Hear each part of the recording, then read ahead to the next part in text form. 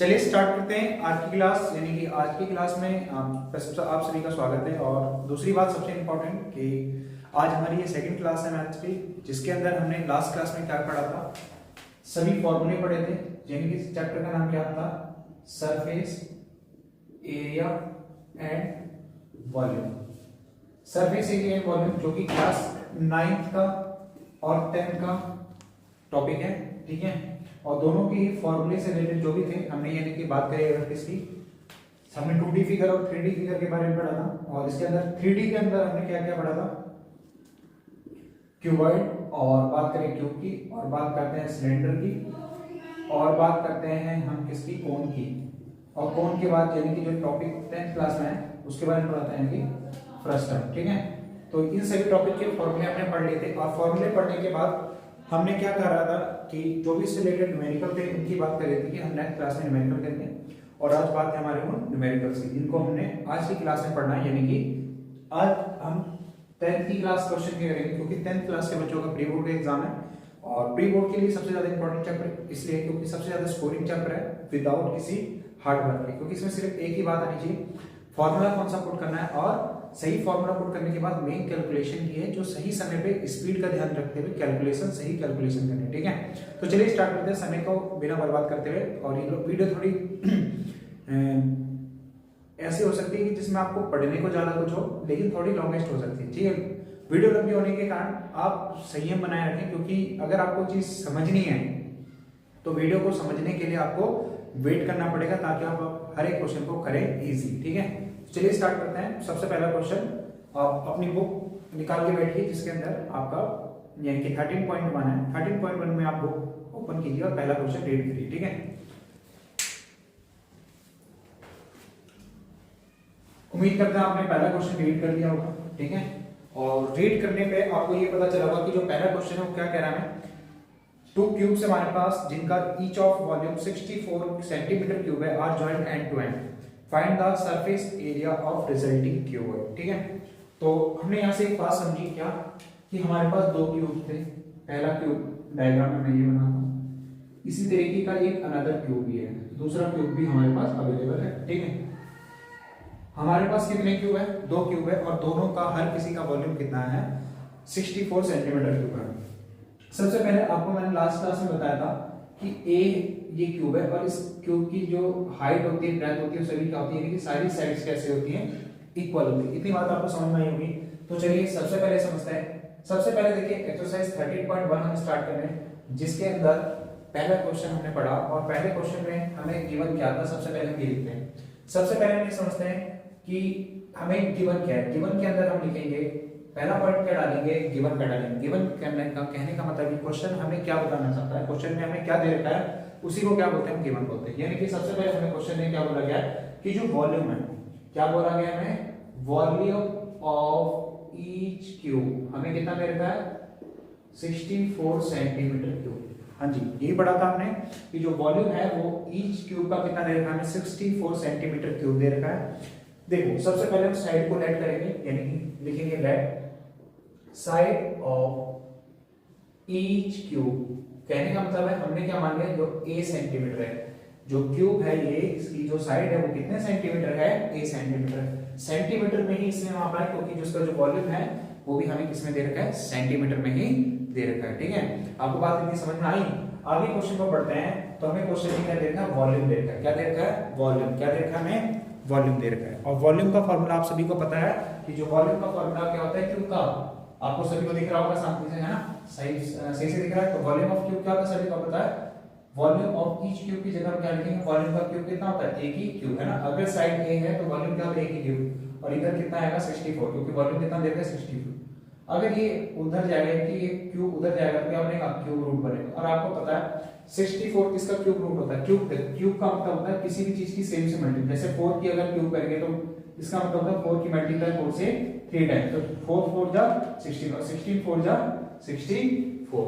तो इस तरीके से आया होगा। यानी कि कहने का मतलब जब आप इसका क्यूब रूट निकालोगे तो हमें क्या मिलेगा, 4 मिलेगा। यानी कि हमारे पास साइड कितनी आ गई क्यूब की, 4 सेंटीमीटर आ गई। लेकिन क्वेश्चन ने सिर्फ इतना नहीं बोला था, हमें बोला था अगर ऐसे 2 क्यूब आ जाते हैं, हमारे पास कितने क्यूब आ जाते हैं, दो क्यूब आ जाते हैं। दो क्यूब आने के कारण क्या होता है, देखिए जब पहला क्यूब एज इट इज, अगर मैं इसके बगल में same as it is another second cube देखिए इस तरीके से ज्वाइन करवा देता हूं तो हमें क्या मिलेगा कि ये क्या बन चुका है, क्यूबॉइड। यानी कि कहानी को जिस तरीके से फॉर एग्जांपल समझते हैं, एक क्यूब हमारे पास ये था और अनदर क्यूब हमारे पास कुछ इस तरीके से था, ठीक है।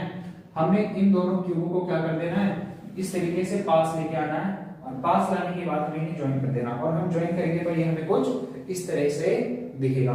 दिखने से हमें पता चलता है कि ये दोनों क्यूब हैं, जब ये आपस में पहले तो क्यूब थे लेकिन क्यूब जब ज्वाइन होने के बाद ये क्या बन चुके हैं, क्यूबॉइड बन गए। क्या बन गए ये, क्यूबॉइड। तो क्यूबॉइड बनने के कारण देखिए पहले तो ये ए ही था, ये सारी चीजें ए ही थी ना, जिसकी लंबाई है, चौड़ाई है, ऊंचाई है, तीनों की तीनों चीजें यानी कि लेंथ, ब्रेथ और हाइट, तीनों की तीनों चीजें कैसी थी, ए थी, लेकिन यानी कि सेम हाइट की थी। लेकिन अब आप देखोगे कि जो ये लेंथ है ये डबल हो चुकी है, यानी कि पहले यहां से लेके यहां तक ए थी, है ना, और यहां से लेके यहां तक इसके पास छोटे वाले क्यूब यानी कि जो अनदर क्यूब है उसकी साइड पे ए है। लेकिन आप ध्यान से देखोगे कि अगर जब ये ज्वाइंट हो रहा है तो ये क्या बन जा रहा है, क्यूबॉइड, जिसके कारण इसकी जो लेंथ है वो इंक्रीज हो गई है। ए कितना हो गई है, दोनों को ऐड करेंगे तो 2 है, और इसका जो ये आप देख रहे हो ब्रेथ ये सेम है और इसकी हाइट भी वही है, लेकिन इसकी लेंथ में इंक्रीमेंट आया है, जो कि इस चैप्टर में इस तरीके के क्वेश्चन को हमें पढ़ने को कह रहे हैं, ठीक है।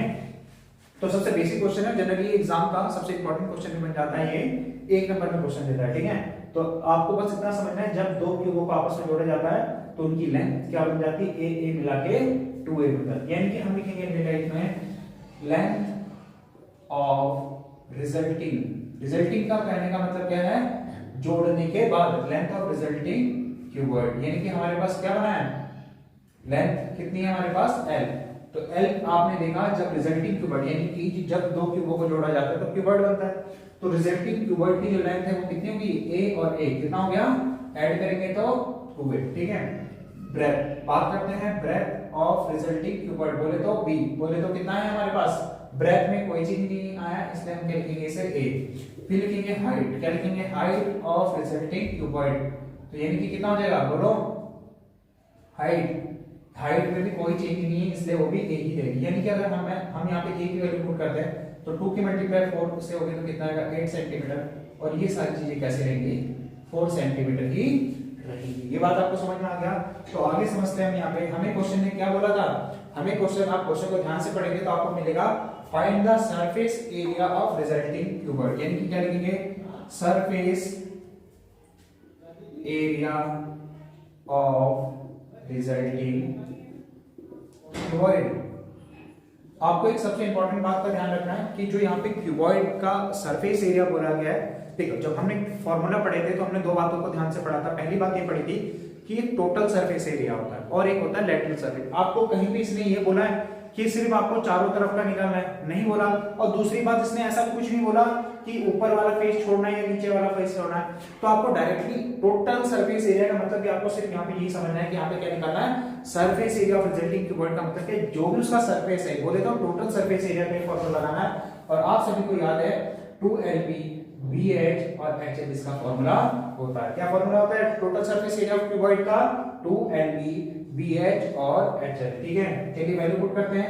देखिए L की वैल्यू कितनी है, 8 है, और इसकी कितनी है 4, इसकी कितनी है 4, इसकी कितनी है 4, प्लस 4 इंटू में 8। तो चलिए मल्टीप्लाई करना सीखते हैं। 8 की मल्टीप्लाई 4 से करेंगे, जल्दी बोलिए, 8 चौके 32, 4 की मल्टीप्लाई 4 से करेंगे तो 16, और 8 चौके 32। बताइए मल्टीप्लाई करने में किसी कोई दिक्कत नहीं, दिक्कत। और आपको देखो ऐड कैसे करना है, 32 और 32 कितने होते हैं, 64, और ये 16, तो 6 4 10, 6 और 1 7 और 1 8। बताइए कितनी देर लगी, 2 की मल्टीप्लाई 8 सेकंड में, 8 दूनी 16, और 0 को एज इट इज उतारिए और देखिए आपके पास क्या आ गया पहला क्वेश्चन का आंसर, यानी कि टोटल सरफेस एरिया या फिर सिर्फ surface area of resulting cuboid कितना है, 160 सेंटीमीटर स्क्वायर। तो चलिए आपको समझ में आया, समझ में आया। तो इस तरीके से अगले क्वेश्चन को समझते हैं। देखिए सबसे पहले इंपॉर्टेंट बात होगी, आपको कैलकुलेशन में कोई मिस्टेक लगी या कैलकुलेशन में कोई टिपिकल लगा, नहीं लगा तो आगे बढ़ते हैं इसी बात पे। अगले क्वेश्चन को पढ़िए, इसे उतार लीजिए, आइए स्क्रीनशॉट ले लीजिए, ठीक है। अगर आपने पहले चैप्टर पढ़ रखा है, अगर आप रिवीजन के तौर पे करें तो 2x की स्पीड पे देख के भी इसे जल्दी से जल्दी सीख सकते हैं, ठीक है। तो चलिए आगे बढ़ते हैं, उतार लीजिए इसे, ठीक है। आगे क्वेश्चन में पढ़ते हैं। तो अनदर क्वेश्चन हमें क्या बोल रहा है, पढ़िए। जब तक मैं रख कर रहा हूं आप इसे क्वेश्चन नंबर 2 को रीड कीजिए। क्वेश्चन क्या कह रहा है, अब पढ़ लिया होगा आपने। A vessel is in the form of hollow hemisphere mounted by a hollow cylinder A diameter of hemisphere is 14 cm and the total height of vessel is 30 cm. Find the inner surface area of the vessel. एक vessel है, question क्या कह रहा है पहले मैं आपको diagram के फॉर्म में समझाऊंगा। एक वेसल है, वेसल का मतलब क्या होता है, एक बर्तन है, ठीक है। क्या है वेसल का मतलब, एक बर्तन। एक वेसल जो है किसकी फॉर्म में, होलो हेमिस्फीयर है और उसके ऊपर जो है माउंटेड बाय होलो सिलेंडर, मतलब आपके पास एक हेमिस्फीयर है। हम क्वेश्चन को ध्यान से समझते हैं, हमारे पास कौन है, हेमिस्फीयर है और इसके ऊपर कौन माउंटेड है, एक सिलेंडर माउंटेड है। भाई क्या कौन माउंटेड है, सिलेंडर माउंटेड। लाइन सीधी नहीं आ रही होगी कोई बात नहीं, लेकिन आपको क्वेश्चन पे फोकस करना है, ठीक है। चलिए इस तरीके से ये डायग्राम, ठीक है। हेमिस्फीयर के ऊपर कौन है, सिलेंडर, ठीक है। एक वेसल है यानी कि कोई बर्तन है, is in the form of hollow hemisphere, ये हेमिस्फीयर की फॉर्म है, ठीक है। और इसके ऊपर mounted by a hollow cylinder, इसके ऊपर कौन है, सिलेंडर है।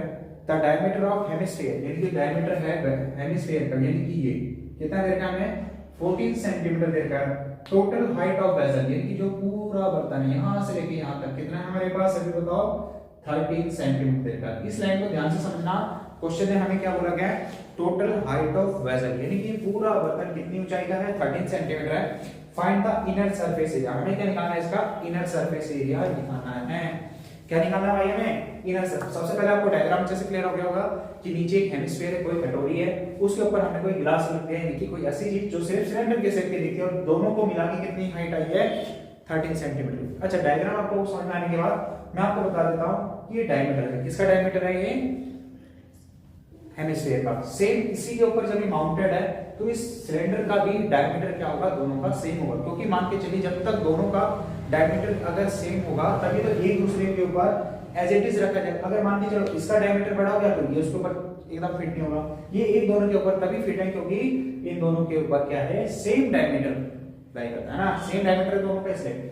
तो सबसे पहले हमें जितना दिया हुआ है डायग्राम बनाएंगे, क्वेश्चन को पढ़ने के बाद सबसे पहले क्वेश्चन को डायग्राम बनाएंगे और डायग्राम बनाने के बाद हम सबसे पहले क्या लिखते हैं, हाँ बोलो क्या लिखेंगे भाई, गिवन लिखेंगे। क्या लिखेंगे, गिवन।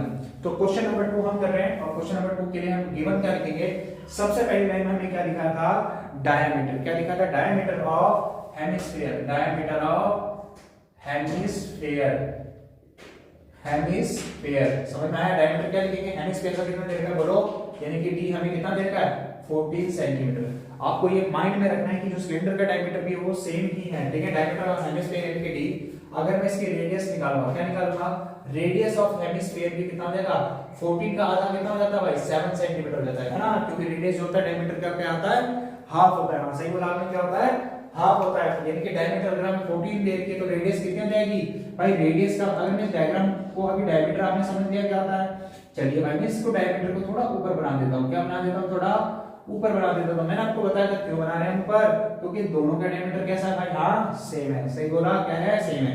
अगर यहां से अगर मैं बोलूं ये रेडियस है, ये क्या भाई रेडियस है, हाँ सेंटर से लेकर सरकमफेरेंस के बीच के डिस्टेंस को भी क्या बोलते हैं, बोलो रेडियस बोलते हैं भाई। क्या बोलते हैं, सही पकड़ा, क्या बोलते हैं, रेडियस।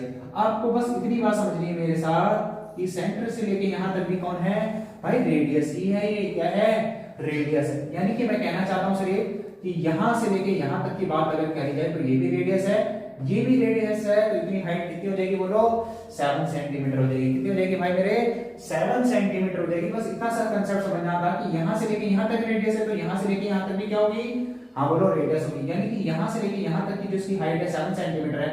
अगर मैं अब सिलेंडर की हाइट निकालना चाहूं तो मेरे को एग्जैक्टली मिल जाएगी टोटल हाइट में से। चलो लिख लेते हैं पहले, सबसे पहले टोटल हाइट ऑफ वेसल। क्या बोलेंगे हम, टोटल हाइट ऑफ वेसल हमें कितना देर का था, 13 सेंटीमीटर। अगर मैं किसकी हाइट निकालना चाहता हूं, हाइट ऑफ सिलेंडर। क्या निकालूंगा मैं, हाइट ऑफ सिलेंडर। बस लिखने का नंबर है, किसके नंबर है लिखेंगे, कितना है क्या, टोटल हाइट। टोटल हाइट कितनी है भाई बोलो, टोटल हाइट 13 में से कितना माइनस करना पड़ेगा, अभी मैंने आपको बताया 7, तभी तो यहां से लेके यहां तक की हाइट आएगी ना हमारे पास। ये कितनी आएगी बोलो, 13 में से 7 माइनस करेंगे, कितना माइनस करेंगे, 7 माइनस करेंगे। क्यों माइनस करेंगे आपको पता चला, 13 पूरा है, कितना 7 है, तो इतना बचा क्या होगा, 13 में से 7 माइनस करेंगे तो कितना आएगा बोलो, हाँ बोलो भाई 6 आएगा। कितना आएगा, 6 आएगा। 6 दूनी 12 और 13 होते हैं। समझ में आया। आगे बढ़ते हैं, हाइट ऑफ सिलेंडर हमारे पास कितनी आ गई है भाई, 6 सेंटीमीटर आ गई। कितनी आ गई भाई, 6 सेंटीमीटर आ चुकी है। आगे बढ़ते हैं हम इसी बात को लेके कि आपको पता है कि भाई रेडियस ऑफ सिलेंडर भी सेम है, रेडियस ऑफ सिलेंडर सेम है हमारे पास, इसलिए क्योंकि हम यहाँ पे लिख देते हैं, लिखने की कोई जरूरत नहीं थी, पर आपकी खुशी के लिए हम इतना लिख देते हैं। ठीक है, हाइट ऑफ सिलेंडर को मैंने क्या माना है, h माना है, और रेडियस ऑफ सिलेंडर को क्या माना है, r, क्योंकि हेमिस्फीयर के लिए r है और जो आपका सिलेंडर दोनों की रेडियस r है, इसलिए मैंने r ही माना है। ठीक है, चलिए आगे। क्वेश्चन में हमें क्या बोला था, inner surface area of vessel, inner surface area of vessel, हमें क्वेश्चन में क्या फाइंड करने के लिए बोला, inner surface area of vessel, हमें क्वेश्चन में क्या फाइंड करने के लिए बोला, जल्दी बोलो, inner surface area of vessel. अच्छा, आपके घर में बर्तन होंगे, क्या होंगे भाई, बर्तन होंगे, आपको ये दिमाग लगाना कि कब टोटल लगेगा और कब कर्व लगेगा, बस। आपके घर में कोई वेसल है, क्या बर्तन कभी अंदर से भरा रहता है, भाई नहीं भरा रहता है। क्या बर्तन हमेशा चारों तरफ से ढका रहता है, नहीं ढका रहता। अगर उसमें ढक देंगे तो वेसल थोड़ी ना होगा, वो तो कोई टैंक टाइप हो जाएगा। क्वेश्चन में कहीं टैंक टाइप बोला है, नहीं बोला। आपको दो बस एक ही बात समझ में आनी चाहिए कि इनर सरफेस एरिया का मतलब क्या होता है। इनर सरफेस एरिया का मतलब कोई बर्तन है, ये ऊपर से कैसा रहेगा भाई, खुला रहेगा, है ना, बर्तन है तो ऊपर से खुला रहेगा, तभी तो इसमें कोई चीज जा पाएगी। अगर आपको इनर सरफेस एरिया पढ़ना है तो आपके दिमाग में सबसे पहले एक बात आई कि इनर सरफेस, बर्तन को देखते ही एक ही ख्याल आता है कि सिर्फ ये बाहर से होगा। इनर सरफेस एरिया का मतलब अंदर ही भाग, अंदर वाले पार्ट को आप फोकस करो। आपके पास गिलास है, आपको सिर्फ बाहर से देखना है। कैसा देखना है भाई, बाहर से देखना है। जब आप इसको सिर्फ बाहर से देखोगे तो आपके माइंड में क्या आएगा भाई, बोलो क्या, curve surface area of cylinder, क्या आएगा, curve surface area of cylinder, आएगा नहीं आएगा। अब दूसरी बात है कि भाई नीचे भी तो जुड़ा हुआ है पार्ट, ये जुड़ा हुआ है तो इसका भी क्या होगा, कर्व सरफेस एरिया होगा ना। कोई आपके घर में कटोरी है तो कटोरी क्या ऊपर से ढकी रहती नहीं, तो इसमें क्या लगेगा, बाहर लगेगा। कटोरी का क्या लगेगा, सिर्फ बाहर वाला पार्ट लगेगा। ये जो बाहर वाला पार्ट, ये कौन सा है, ये बाहर वाला पार्ट, आपको दिख रहा होगा ये बाहर वाला पार्ट, इसके लिए लिखेंगे प्लस। दोनों पार्टों को आपस में जोड़ा गया है, ऊपर वाला पार्ट भी जोड़ा हुआ है बर्तन में ना, और नीचे वाला, तो हमने इसलिए यहाँ पे कौन सा साइन लगाया, जल्दी बोलो, प्लस का साइन लगाया। हम यहाँ पे क्या लिखेंगे, curve surface area of hemisphere, क्या लिखेंगे, curve surface area of hemisphere. तो बस आपको कुछ नहीं सोचना। इसके बाद जब आपको पता चल जाए कि हाँ हमारी दोनों फिगर जो है ऐड हो चुकी है, तो आपको कर्व सरफेस एरिया का फॉर्मूला याद है, 2 पाई r h। कैसे याद कराया था, बाहर का 2 पाई r, और h हाइट से बढ़ा दे तो क्या बोलते हैं, 2 पाई r। और कर्व सरफेस है हेमिस्फीयर का फॉर्मूला बोलो क्या होता है, हाँ जल्दी, यहाँ पे दो सर्कल स्क्वायर यूज होते हैं, तो इसलिए फॉर्मूला क्या लगेगा, बोलो 2 पाई r, हाँ भाई स्क्वायर लगेगा, क्या लगेगा, 2 पाई r स्क्वायर लगेगा। ऊपर से कहीं बंद नहीं है भाई, पूरा खुला हुआ है। कैसे है, पूरा खुला हुआ है, ज्यादा सोचने की जरूरत नहीं है। h हाइट हमारी सिलेंडर की है, r दोनों की रेडियस इसलिए सेम है, इसलिए हमने दोनों की जगह क्या लिया r। आपको ज्यादा दिमाग नहीं लगाना, अलग-अलग दोनों को सॉल्व नहीं करना, जैसे मैंने सॉल्व करा है वैसे ही करना है। अगर सही आंसर चाहिए तो सही और स्पीड दोनों में कॉमन क्या है, देखो भाई 2 पाई r यहां पे भी है और 2 पाई r यहां पे भी है। 2 पाई r को क्या लोगे, कॉमन, हां क्या बोलेंगे भाई, कॉमन लेंगे। चलो आउट कॉमन लेते हैं, क्या लेते हैं भाई, कॉमन। अगर यहां से 2 पाई r कॉमन आएगा तो यहां क्या बचेगा, जल्दी बोल भाई, h बचेगा। और यहां से 2 पाई r आया तो स्क्वायर होने के कारण एक r बाहर आ गई, एक अंदर क्या बचेगा, हां सही बोला भाई ने, क्या बोला, सही बोला। और क्या बचेगा, अंदर भी h प्लस r बचेगा। क्या बचेगा भाई मेरे, h प्लस r बचेगा, एकदम सही पकड़े हैं। अब आपने क्वेश्चन पढ़ा होगा तो क्वेश्चन में पाई की वैल्यू आपको कितना बोला है, 22/7 बोली है, यानी कि पाई की वैल्यू आप सभी को पता है 2 एज इट इज लिखा, पाई की वैल्यू 22/7। और रेडियस बोलो भाई मेरे यहाँ 7 सेंटीमीटर, और ये कितनी है, h 6 है, और ये कितनी है, जल्दी बोलो, हाँ h कितनी है, 6 है, और रेडियस कितनी है, 7 है। जल्दी ऐड कर देखो, 7 से 7 कट गया, 22 की मल्टीप्लाई 200 तो 44, 6 दूनी 12 और 1 13। ज्यादा दिमाग नहीं लगाना, ज्यादा दिमाग। अब देखो मल्टीप्लाई आगे को चलिए, अब क्या रह गया था हमारा, सिर्फ मल्टीप्लाई करने का रह गया था। ये भी 44 का मल्टीप्लाई किससे करेंगे, 13, तो 13 जो कि कितना होता है, 52 होता है। कितना होता है 52, और फिर से 13 जो कि 52, और 52 में 5 ऐड करेंगे तो कितना है, जल्दी बोलो, 57 है। तो बस कुछ नहीं करना, और ऐसे टेप देना है, क्या करना है, ऐसे टेप देना है। तो आया समझ में आपको सभी को आंसर। चलिए स्टार्ट करते हैं नेक्स्ट क्वेश्चन।